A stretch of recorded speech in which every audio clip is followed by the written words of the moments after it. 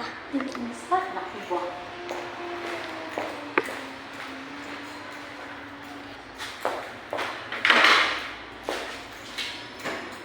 morning, class. How are you today? I'm Lord Lisa, and you may call me Teacher Ninian, and we are going to start today with a prayer. Please, Gabriel, take us a prayer today. In the name of the Father, the Son, and the Holy Spirit. Amen. Our Father, who art in heaven, hallowed be thy name, thy kingdom come, thy will be done on earth as it is in heaven. Give us this day our daily bread, and forgive us our trespasses, as we forgive those who trespass against us. And lead us not into temptation, but deliver us from evil. Amen. Amen. In the name of the Father, the Son, the Holy Spirit. Amen. Thank you so much, Gabriel. But before that, huwag ka munang mag-upo kasi magkakaroon tayo ng energizer. Sige. Anong gagawin natin? Recite with action. With action. Alright, sige. Anong title? God made the earth. Sige. 1, 2, ready, go. God made the earth.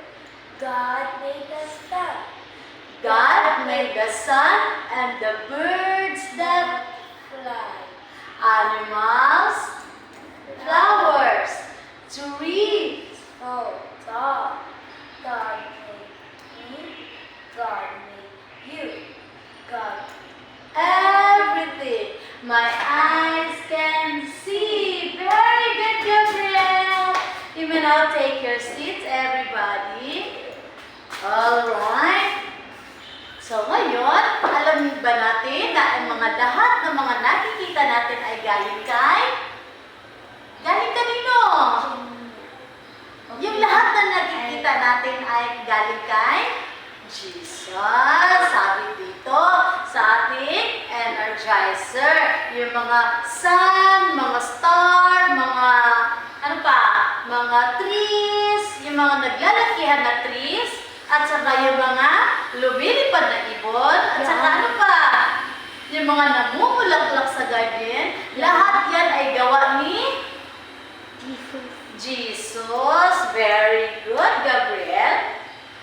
At ngayon, mag-check ako ng attendance. And sabihin kung narito, okay? Alright. Gabriel? Present. Very good, Gabriel. At walang absent today. At ngayon, magtatala na naman tayo ng classroom rules. And situin na magpapanatili natin ito sa buong klase.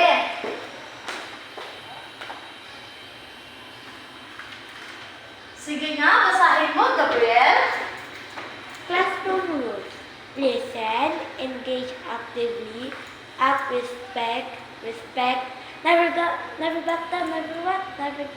Never give up, alright? So always listen to the teacher. So dapat nakikinig kayo habang nagsasalita si teacher. Engage actively, dapat magkika-cooperate kayo kapag may pangkatang gawain ang grupo. Another one, act respect. I-respect natin ang bawat isa dahil tayo ay may magkakaibang pananaw sa buhay. So dapat natin i-respeto ang isa't isa. Ano pa? Respect the classroom material. So dapat yung mga upuan, dapat nating ingatan.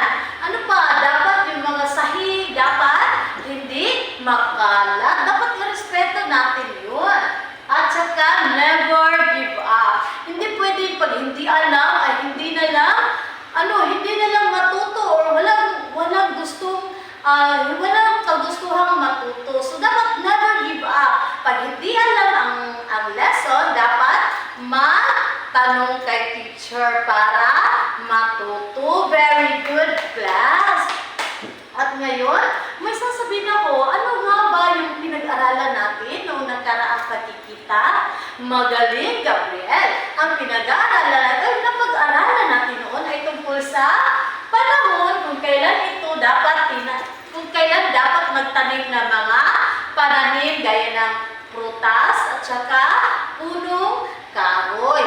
So, kailan nga ulit? Ano ba dapat ang panahon kapag ikaw ay magtatanim?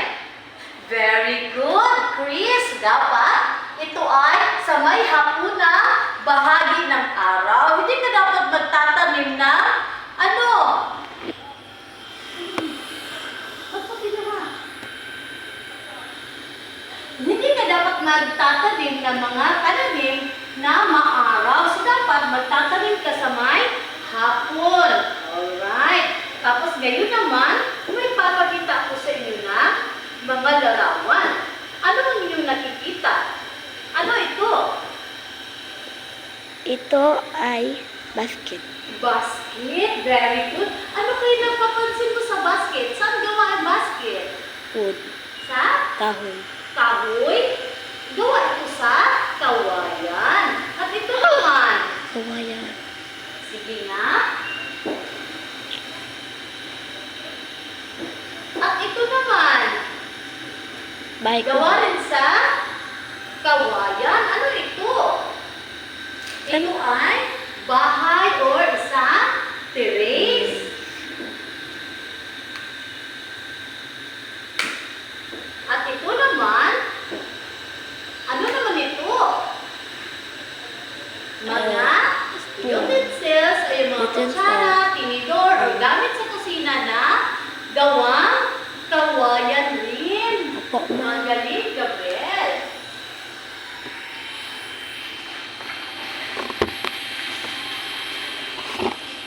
At ano naman ito? Ito ay isang oil at saka tinitimpla ito sa mga pagkain sa kusina upang magkaroon ng substance na oil. Very good, Gabriel. Maunsa ka? Alright. Meron pa kayo dito sa kusina? Opo. Very good, Gabriel. At ngayon naman, may papakita na naman ako sa inyo. Ano naman kaya ito? Kana ay mga bag or Bag. Iba't ibang uri ng ano? Iba't ibang uri ng bag. Alright. At ito naman, ano naman ito? kandila. Hindi. Isa ito. Lampshade. Kasi naman nakabaliktad si teacher. Sorry po. Ito siya. Isa ito. Lampshade na electric wiring kung saan nagkakaroon ng ilaw at mayroong design yung ilaw. Yes. Dali lamang ha.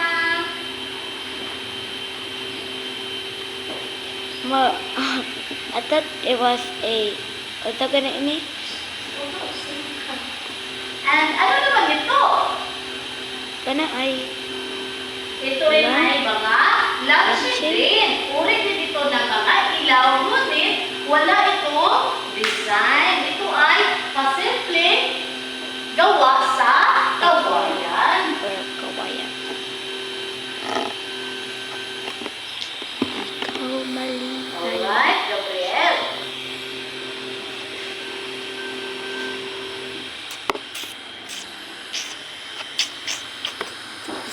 At ano naman ito?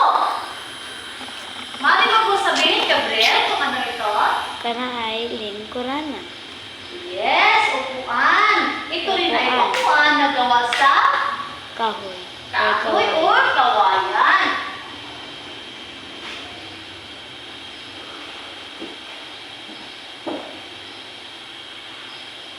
Ngayon, Gabriel, tanungin nga kita, meron ba dito sa bahay? Apa. Saan ka dyan? May bag ka ba na gawa sa kawayan? Apa. Meron? May lampshade ka ba? Naa. Ito, may upuan ka ba na gawa sa kawayan? Meron. Magaling naman, Gabriel, at meron kayo mga gamit na gawa sa kawayan. Magaling.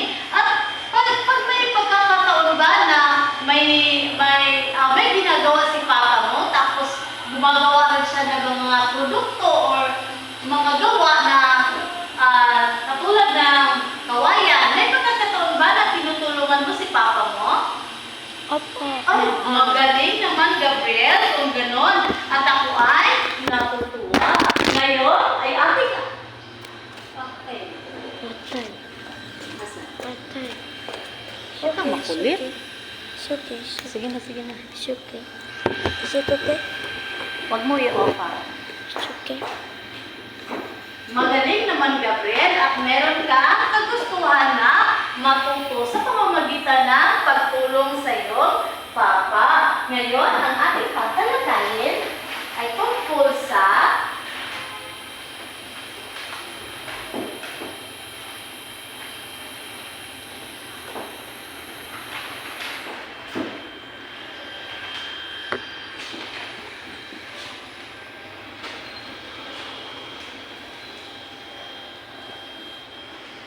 yan.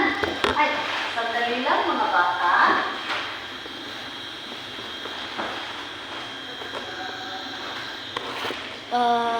This more than I am.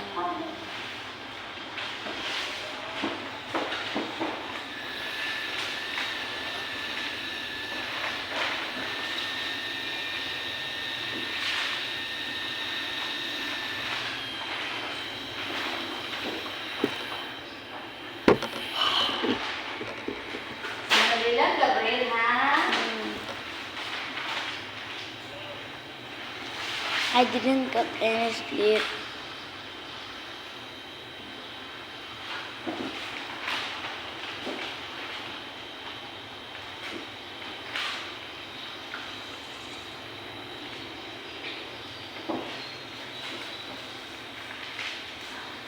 Ito, ang ating tatalakayin ay tungkol sa importance of methods, Of enhancing bamboo products. importance of methods of enhancing bamboo products. Ano kaya sa palagay mo yung mga iba't ibang pamamaraan upang magkaroon tayo ng maganda at matibay na produkto na gawa sa kawayan? Malalaman natin yan. At ngayon, magkakaroon tayo ng objectives.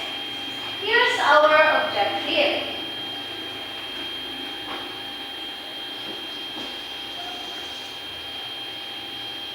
Sandali lang. Kira. Ano naman yung stapler doon?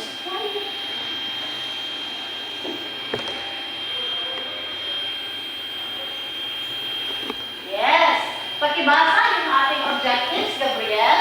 At the end of the lesson, the pupils will be able to explain the importance and methods of enhancing or decorating bamboo products. Very good, Gabriel. Very good, class. At ngayon, ano-ano nga ba ay yung mga methods na kailangan natin gawin upang mapaganda yung resulta o yung produkto ng isang bagay na gawa sa kawayan? Alright, tingnan natin, Gabriel. Unang-una na dito, maaari ko ba itong tanggalin, mga bata? Opo, very good. Thank you so much. Oil. Why? What ma? It's okay.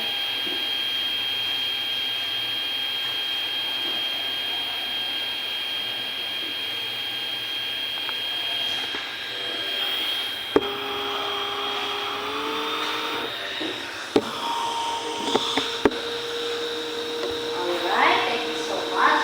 Ito yung una na mga, ano tawag dito, methods o kailangan na gawin upang magkaroon ng magandang gawa, ang magandang produkto na gawa sa kawayan. Unang-una na dito ay yung tinatawag na treatment, Chemical reaction. Chemical treatment. treatment and preservation with madali lang mga bata.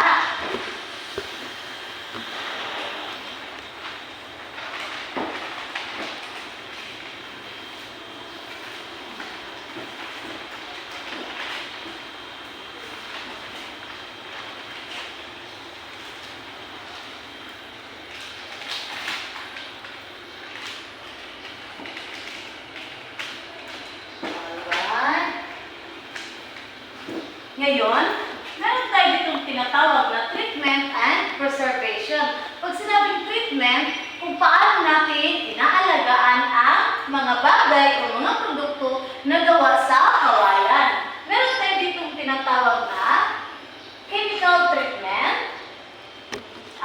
Heat treatment, treatment, and smoking. smoking. So pag sinasabing chemical treatment, ito ay ginagamitan ng borax boric acid, copper base, preservatives to prevent decay and insect attacks.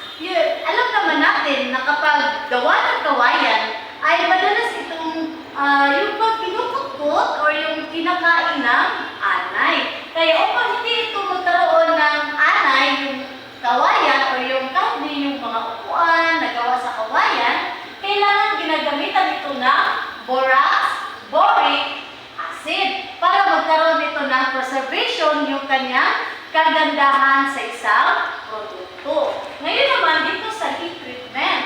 Ano yung heat treatment? Ang heat treatment naman, kung napapansin nyo, ay iniinit yung Bamboo. bamboo. Iniinit upang magkaroon siya ng may mga paliko-liko na mga design upang magkaroon ito ng paliko. Kahit na anong uri ng mga design ay kaya nitong magawa sa pamamagitan ng heat treatment. Tinatawag dito heating bamboo to eliminate starch and sugars that attack pests. So ito, pareha na din ito yung chemical treatment. Itong heat treatment ay iniinit nila yung bamboo upang hindi ito magkaroon ng maraming insekto. At dahil din yung smoking. Pag tinatawag na smoking, pinapaaso yung mga bamboo bago ito ginagawa upang magkaroon ng preservation. It is a traditional method that repels insect. So itong mga tatlong itong paraan, ito ang mga methods upang magkaroon ng preservation ang isang gawa na produkto. Ngayon naman, tanggalin ko muna ito mga bata ha.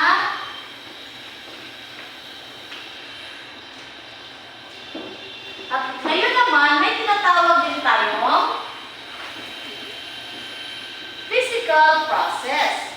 Pag sinasabing physical process, ito ay yung laminating or carbonization. Pag sinabing laminating, ito yung ginuglue or dinidikit yung mga tagtag, yung mga tinatag ng kawayan. Ito yung mga dinidikit upang magkaroon ng lamination or yung maganda yung gawa or hulma ng isang produkto.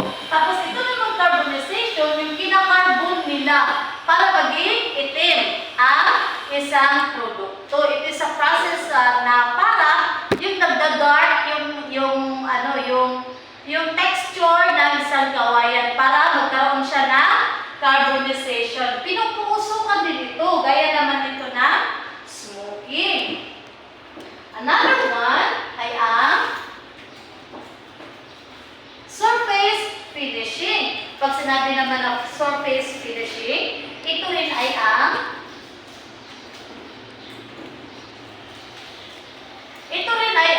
mga staining and polishing. Pag sinabing staining, ito rin yung uri ng kawayan na wala pang stain or hindi pa siya minamantsahan. Tapos pagka ganito, pag ina-applyan na niya ng mantsa, ito yung magiging resulta. Nagkakaroon siya ng ibang color. So hindi na siya color na yung kawayan na talagang tunay na kawayan. Pag gusto mo ng mahogany, ito yung magiging resulta. So, paano ito ginagawa? Binabrush ko ito upang magkaroon ng stain. Tapos, ito naman yung polishing. Pag sinasabing polishing, ito naman yung smoothing the surface to improve appearance and texture. So, ito naman, para naman ma-improve yung tingin o yung mukha ng isang produkto. So, anong ginagawa? Pinapolish sa pamamagitan ng mga pintura or mga chemical na para magmukha siyang bago mga bata? Yes, yung varnish ay isa sa mga gamit upang magkaroon ng makintab na produkto. At meron din ako mga bata, sandali lamang.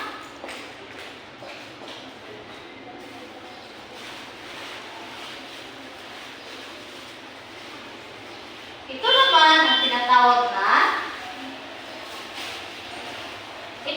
tinatawag na sandpaper. Hawakan mo kung ano ang texture ng sandpaper. Opo. So itong sandpaper na to, ito yung kinukuskus sa mga upuan upang magkaroon ng mukhang bago. Tinatawag na siyang sandpaper kasi papel na may mga maliliit na balas or sand. Kaya nagkakaroon siya ng smooth and finish, what we call the smooth at saka yung makinis yung bahagi ng isang upuan.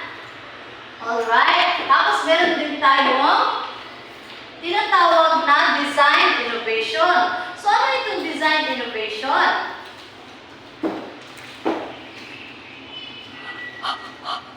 Ang design innovation naman ay yung tinatawag na CNC machining and laser cutting. So ito yung mga nag-i-innovate ka o yung may mga gusto kang bago na mga design. So ang gagawin mo lang ay dapat magkakaroon ka ng guhit na gawa ng isang makina. So yung makina, naka-laser yun or CNC. Ano sa tawag ng CNC? Yung computer numerical cutting. So siya na yung nagka-cut ng mga design na gusto mo upang magkaroon ng magandang produkto ng kalalabasan. Alright. May tanong ba kayo mga bata? Wala. Wala. Very good. At ngayon naman, pupunta naman tayo sa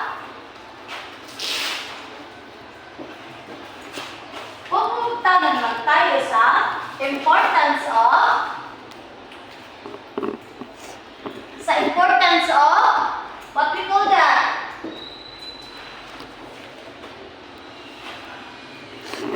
Importance of enhancing bamboo product. So, paano kaya ito? Gaano ito ka-importante?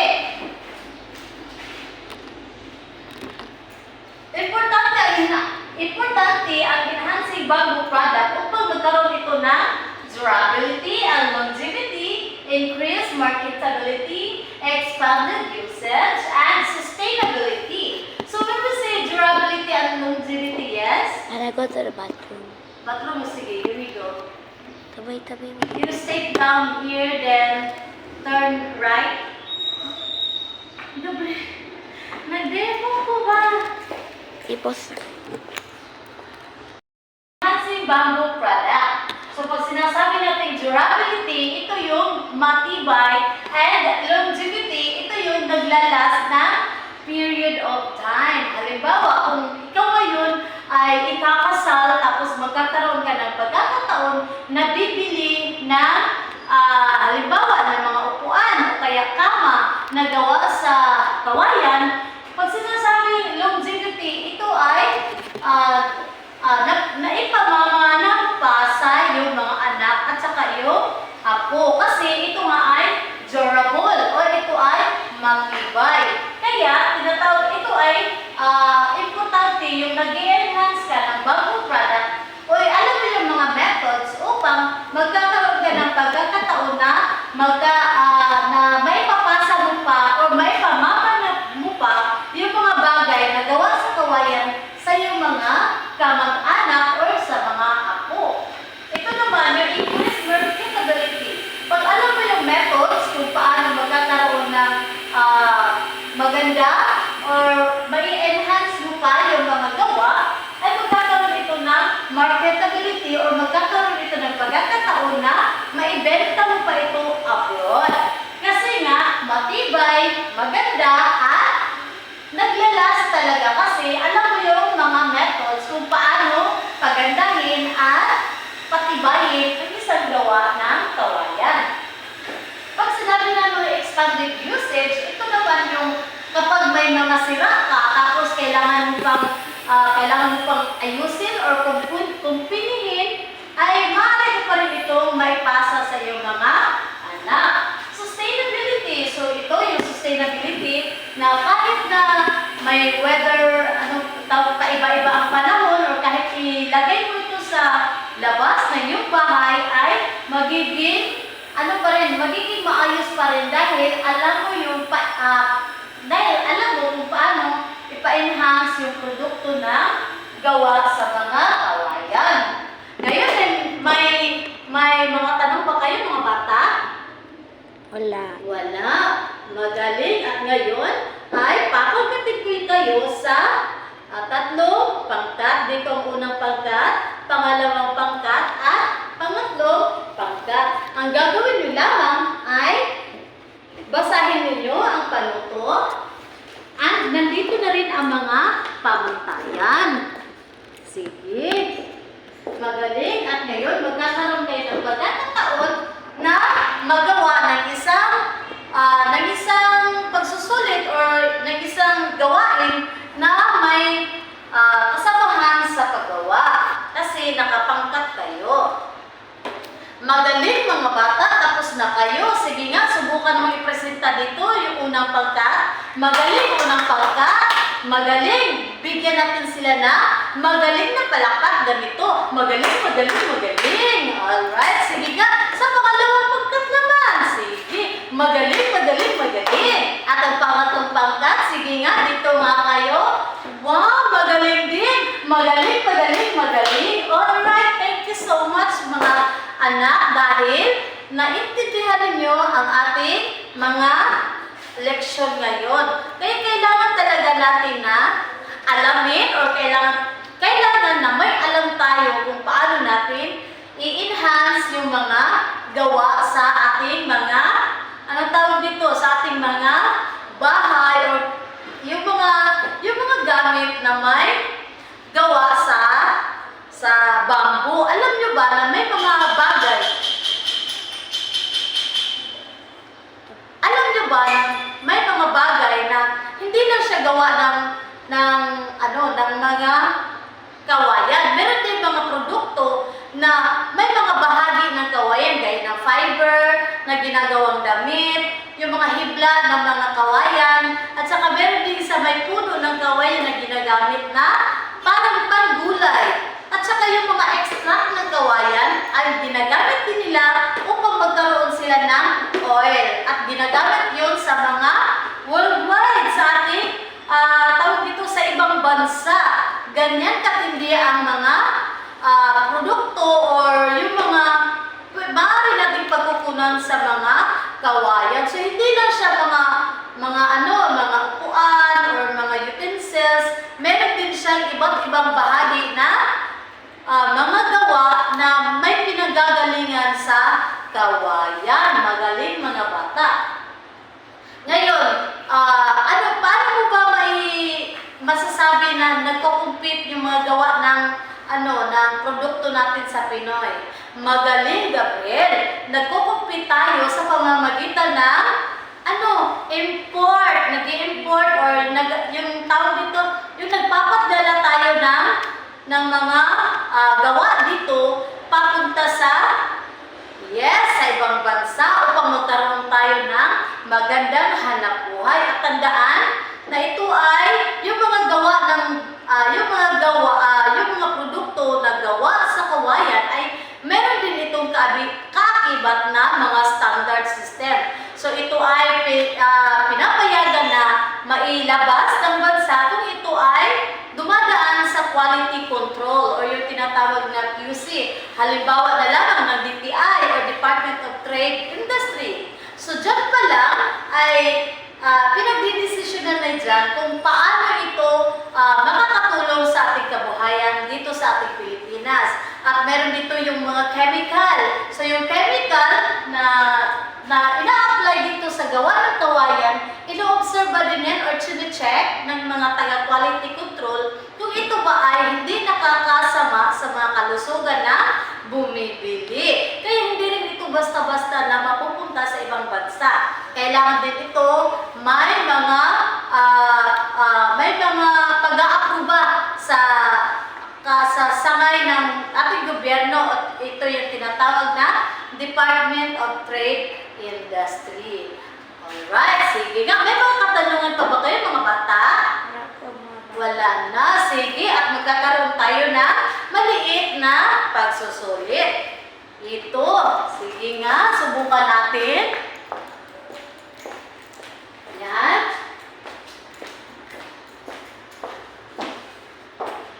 Wow! Ang gagaling niyo naman at nakakuha kayo ng malaking puntos. At dahil dyan, magkakaroon tayo ng assignment. At gusto ko na inyong ipapasa ito sa susunod na pagkikita natin. Ito ang inyong assignment. Pakibasa at dadalhin niyo yan sa susunod na pagkikita. Maraming salamat sa pagtatapos. Aanyanyahin ko si Gabriel upang sa pagtatapos na panalangin. Sa ngalan ng Ama, ng Anak, ng Espiritu Santo. Amen. Thank you. Sara, kato lang.